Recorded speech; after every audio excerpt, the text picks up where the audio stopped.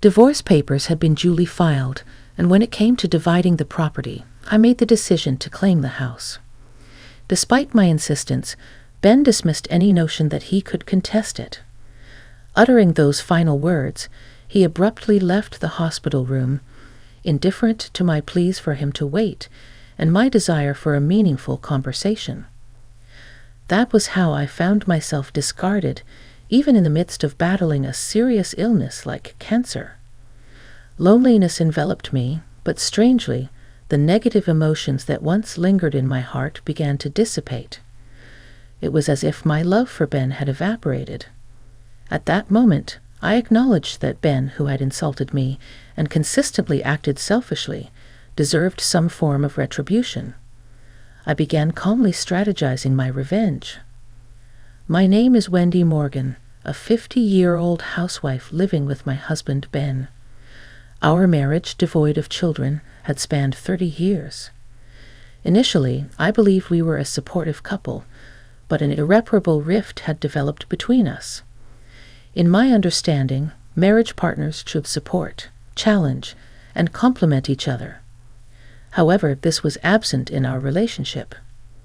Returning from an errand, I found Ben demanding dinner immediately, oblivious to the continuous responsibilities of a housewife. Even on his days off, he prioritized his own leisure over supporting me.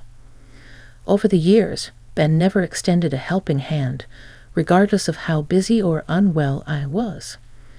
His perception of a housewife's role seemed limited to constant labor, and he never allowed me to rest, even during illness. I had hoped for a marriage built on mutual support, but Ben's actions contradicted that ideal. In the early days, I tried to bridge the gap, but Ben remained resolute, asserting his belief that as a housewife, I had no grounds to complain.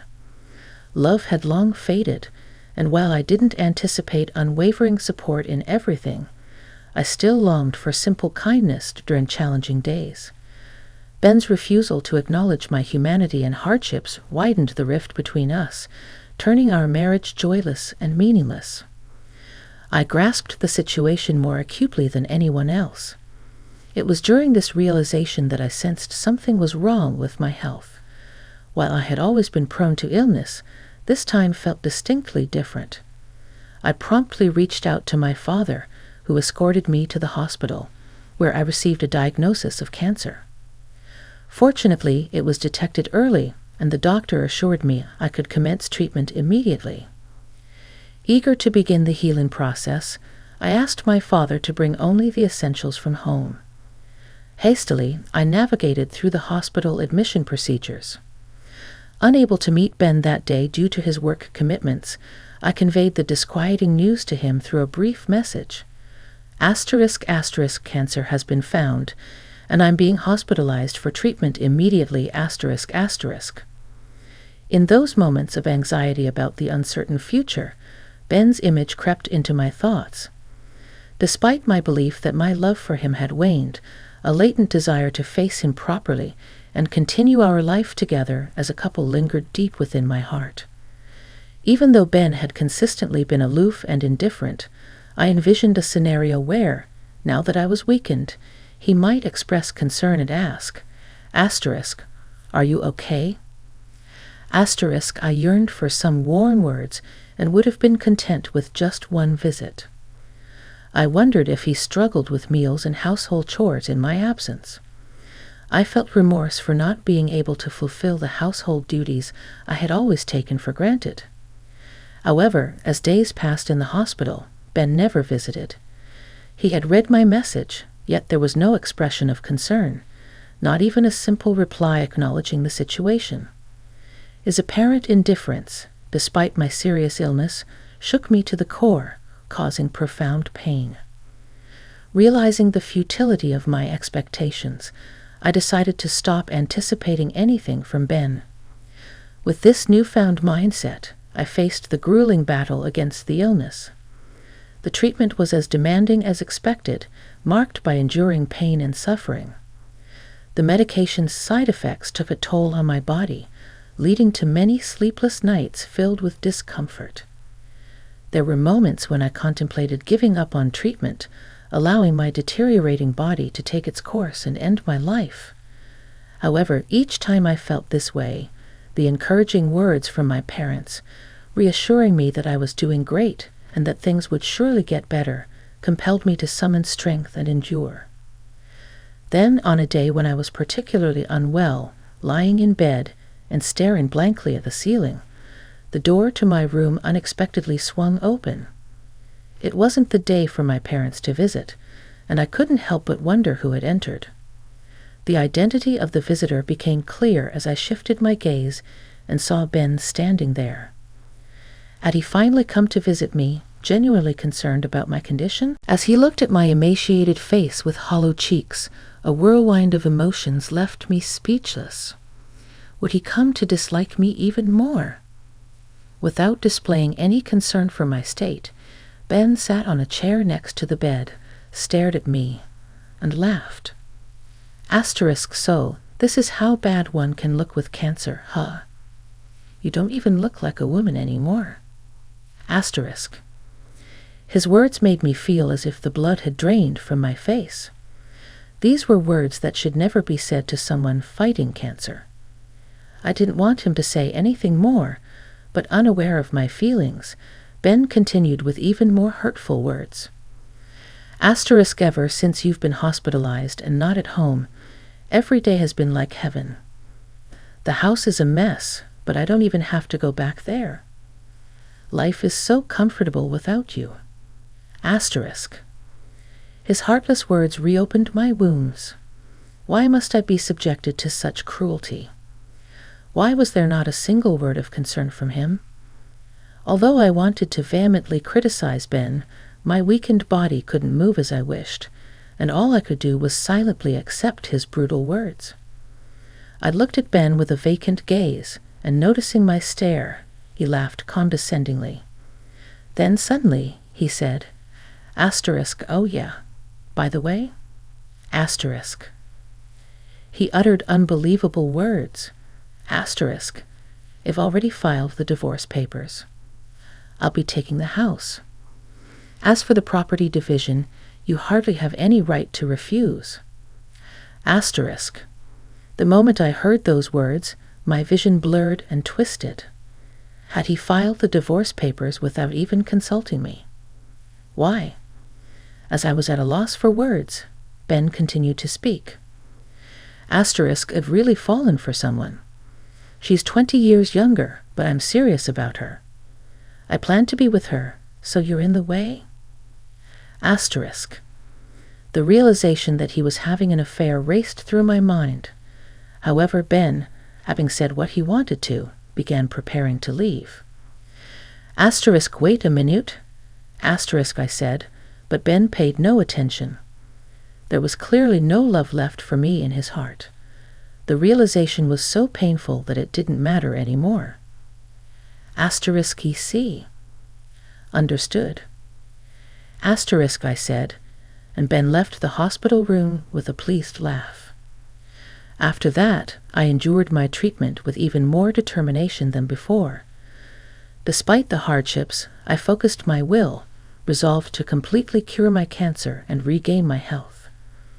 2 days passed like this. It might sound short, but for me, unable to sleep properly at night, those 2 days felt very long. I wondered if the divorce Ben mentioned had really happened, or if he had said it just to unnerve me. The uncertainty was unbearable, but somehow I managed to continue my treatment. In fact, I had a trump card to completely bring down Ben. Even Ben, who seemed almost inhuman, would be thrown into chaos once he realized it. If panicked, he would surely try to contact me in some way. While waiting with this thought, Ben's call came in. Thinking it improper to answer in the hospital room, I pretended not to notice, but Ben persistently kept calling. Even on silent mode, the continuous calls were too annoying. I'm in the hospital room, and it's inconvenient to have my phone ringing, so please don't call. After sending this message, the calls finally stopped, but then came texts like, please let me talk to you just once. Please, I was wrong about everything. I'll apologize properly. Asterisk. Apparently he had resorted to messaging since I wasn't answering his calls. All of his words seemed like self-defense. Probably Ben realized why I accepted the divorce so easily.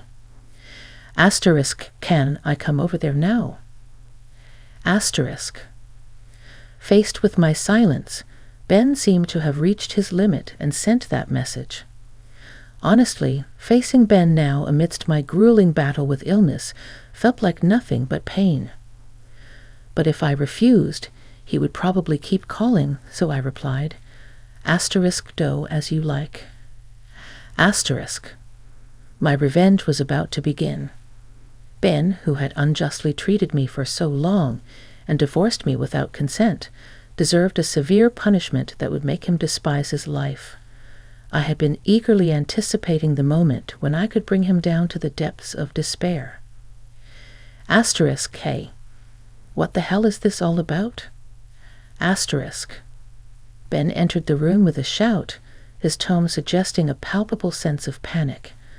To an outsider, it might seem like he was overreacting, but given the circumstances, it was natural for Ben to be agitated after all. I had been concealing an incredibly important secret, and the critical moment had arrived. I had no idea that you had assets worth $10 million. Why didn't you tell me how much you had? Ben spoke, placing my passbook on the desk, clearly displaying a deposit of over $10 million. You never mentioned it because you never asked. How could I imagine a housewife like you having so much money? If I knew you had this much, I wouldn't have divorced you. That's not my problem. It's Ben's fault for divorcing me without proper confirmation. Stop with the pointless excuses. Despite his domineering behavior and divorcing me without my consent, Ben couldn't stop his selfish remarks upon discovering my assets. Why didn't you tell me? I wouldn't have divorced you if I knew. I decided to reveal the truth to the selfish Ben. I accumulated this fortune of over $10 million through investments I started to fill my spare time. It was my parents who suggested, why don't you try investing? Our family life was comfortable even on Ben's salary alone, but I wanted to contribute to our finances in some way. My father, knowledgeable about investments, immediately taught me diligently when I expressed interest. Thanks to his guidance, I started with the hope of making even a small profit and continued investing steadily. I made my first investment 5 years ago, and since then I rapidly improved, becoming capable of earning significant amounts of money through investments. Even my father was astonished, saying, I never expected you to grow this much. The profits I generated over these 5 years are the $10 million recorded in the passbook Ben brought. Actually, I was planning to tell you when the timing was right, but then I got cancer. You divorced me without listening to anything I had to say. I never intended to keep this wealth a secret forever. Once I overcame my battle with cancer and could return to my normal life, I planned to tell Ben about this $10 million. I had originally intended to share it with him, envisioning that we could continue our life as a couple and use it when necessary. However, Ben selfishly chose to divorce before I could reveal this financial secret. Now that we're strangers, it feels odd to disclose it to him given this outcome. The entire $10 million probably belongs to me. As I recounted my story, Ben's face flushed, and he began shouting, If I knew you had this much money, I wouldn't have divorced you. It's your fault for keeping it a secret, so pay me $10 million in the property division. You need to atone for the sin of keeping secrets from your husband. Whether he was panicking over the reality of such a vast fortune or frustrated that he couldn't get his hands on it, Ben started saying the unthinkable. Since we were already divorced, no matter what, it was impossible to give him this $10 million. Still, Ben, unable to reach the $10 million right before him, started making unrealistic demands. In response, I unintentionally laughed. Ben yelled at me, What are you laughing at? Stop belittling me. I've always been annoyed by your attitude. I never thought you'd be so cunning to have such a fortune. A wife's assets belong to her husband. You have to give me this $10 million. I never intended to keep the secret forever. I was planning to tell you, but you divorced me first. Stop making excuses. It's all your fault for keeping secrets. Without any recollection of making excuses, Ben became more enraged with each word I spoke, blaming and berating me. His shouting was too much for my head, still recovering from illness, and I couldn't bear it.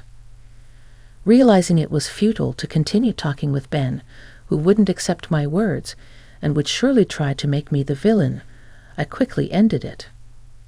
Enough is enough. You divorced me of your own accord, right? Who filed the divorce papers without my consent? I'd always thought your behavior was terrible, but I never imagined you could be so cruel. To think a person could feel this much frustration now, my heart was filled not with the pain of battling cancer, but with resentment towards Ben. He should have realized that shouting this loudly would affect my weakened body.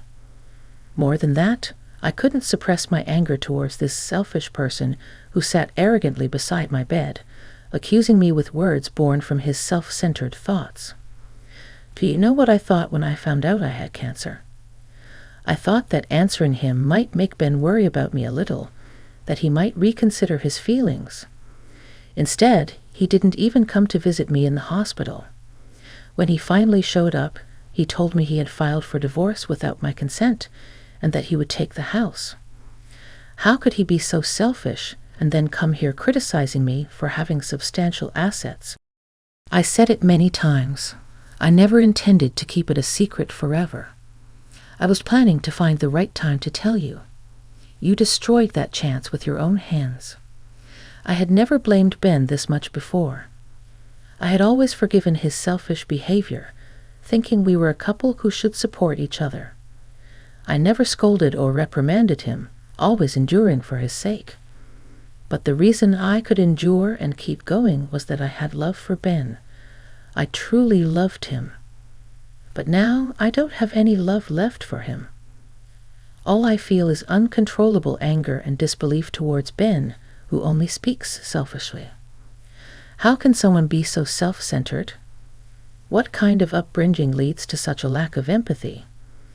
After all, a person who indulges in an affair and forces without consent can't possibly have serious thoughts. I was too stunned to speak, realizing it was futile to harbor any doubts. Please, my girlfriend found out you have $10 million and says she'll divorce me if I don't get it from you. If I don't get this money, I'll be all alone. You still love me, right? Don't you want to help the person you love? So Ben's mistress also knows about my $10 million fortune. He must have carelessly told her. From Ben's story, it seems his mistress is also quite obsessed with money. Birds of a feather flock together, I guess. As much as Ben and his mistress seemed to be a match, I couldn't care less about him. No matter how much suffering comes his way, it has nothing to do with me anymore. Please, I'll do anything. Just give me the $10 million. Otherwise, I'll suffer. Please help me. I had never seen Ben so desperate. His expression seemed so ridiculous that I couldn't help but laugh. At the same time, I felt disappointed and miserable, realizing he had never been this desperate about anything related to me. The more we talked, the colder my feelings for Ben became. I realized that talking to him any more was pointless. No more dealing with this rotten man could possibly lead to my happiness. I felt foolish for suffering and hoping during my illness that he might come and speak kindly to me one day. Oblivious to my feelings, Ben continued to plead, "Please, I'm begging you. Help me." But I couldn't bear to hear his words any longer. "Please leave now," I said. Then he started to plead with a look of desperation. Even that was noisy and unpleasant to me. I pressed the nurse call button, explained the situation, and asked the nurse to get rid of Ben. A security guard came and forcibly removed him from the room. "Please listen to me. I need you." He shouted until the moment he was thrown out, but I no longer accepted any of his words. Afterwards, he visited the hospital many times, but the nurses, knowing the situation, never let him near my room again. According to a friend, Ben, unable to get the $10 million, disappointed his mistress and was promptly divorced, now left alone. As for me, I continued to confront my cancer with determination and finally recovered and was discharged. The relief of overcoming my difficult battle with cancer and the newfound energy I felt were more precious than anything. Now I'm living a peaceful and relaxed life, gradually using the assets I grew through investments.